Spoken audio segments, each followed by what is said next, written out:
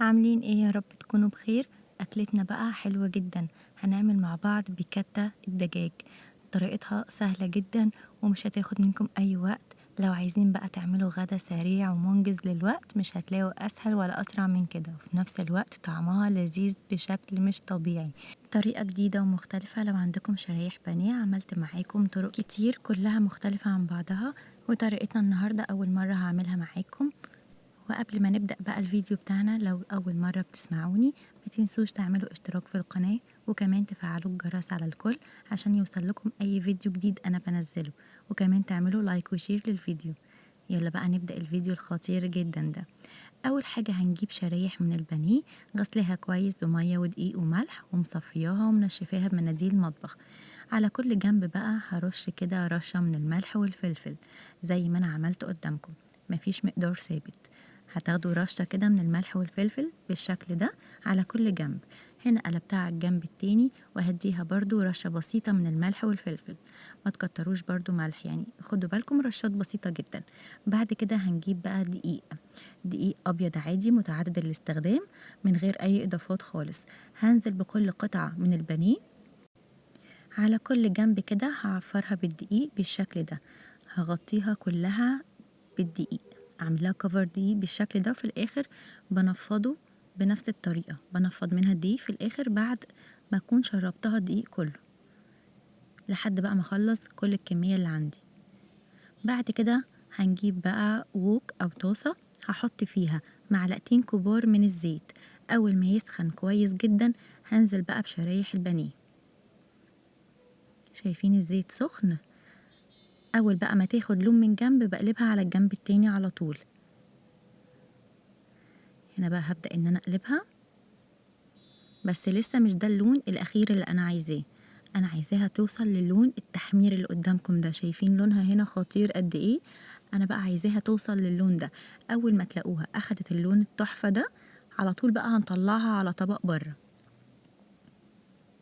شايفين اللون؟ لازم توصل للون ده. هكمل باقي الكمية برضو زي ما احنا لحد ما اخلص كل الكمية. وبقى اي بقى زوايد بقى بتطلع كده من التحمير بنشيلها بنخرجها بنرميها على طول، عشان احنا بنكمل بقية الخطوات في نفس الطاسة او الوك اللي انتوا مستخدمينه. تمام، احنا مش هنغسل الوك او الطاسة، احنا هنخليها زي ما هي، بننضف بس الزوايد اللي هي نازلة منها. خلصنا كل الكمية ونضفنا الوك وحطينا معلقة كبيرة من الزبدة. بعد كده هحط معلقة صغيرة مليانة توم مفروم. دول فصين توم مفرومين بس الفصين كبار شوية، اخدوا معانا معلقة صغيرة. تمام، يبقى معلقة كبيرة من الزبدة هنزل بمعلقة صغيرة من التوم المفروم. هشوحهم بس ثواني وبعد كده بنزل بكوباية مية مغلية مدوبة فيها مرق الدجاج كنور. لو متاح عندكم شوربة استخدموا طبعا الشوربة وخدوا كوباية شوربة، لكن أنا هنا ما كانش متوفر عندي فحطيت المرقة. بعد كده أول ما غليت بالشكل ده هنزل بكوباية نصها حليب ونصها قشطة بلدي. تمام، اللي هي القشطة اللي بتبقى على وش اللبن. لو متاح عندكم كريمة لباني أو اللي هي كريمة الطهي انزلوا بيها، خدوا كوباية منها. أنا هنا البديل بتاع الكريمة كوباية نصها حليب ونصها قشطة. مش متوفر عندكم قشطة، خدوا كوباية من الحليب ودوبوا فيها معلقة من الدقيق أو معلقة من النشا، وحطوا عليها رشة بسيطة من السكر واستخدموها، حطوها يعني ما توقفوش نفسكم على حاجة. في بدايل كتير متوفرة. هقلب على طول. أول ما بنزل بالحليب قلبته على طول عشان ما يعملش معانا تكتلات، بنقلبه على طول. وبعد كده بنزل على طول بشرايح البانيه.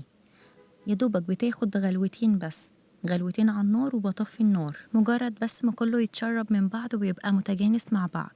بعد كده محضرة بقى شرايح ليمون، مقطعة شرايح ليمون هحطها على الوش بالشكل ده. انا هنا كنت طفيت النار خلاص، بس هسيب شرايح الليمون دقيقتين، مش هنحط على طول الاكل. وبعد كده كمان برش رشة من الزعتر. الليمون بقى ده لما بتسيبوه شوية بينزل في الصوص كده بيديله طعم تيست حلو جدا.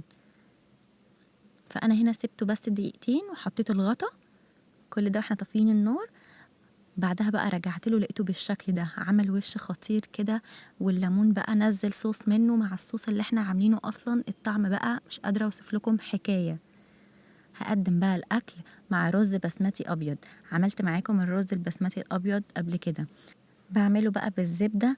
لازم بقى يتقدم مع البيكاتا دي، بيبقى طعمهم الميكس مع بعض بيبقى خطير. شايفين بقى ايه الجمال ده؟ أكلة متكاملة من كل حاجة، طعم وشكل وكل حاجة، بجد كان طعمها خطير جدا، وفي نفس الوقت ما أخدتش مننا أي وقت.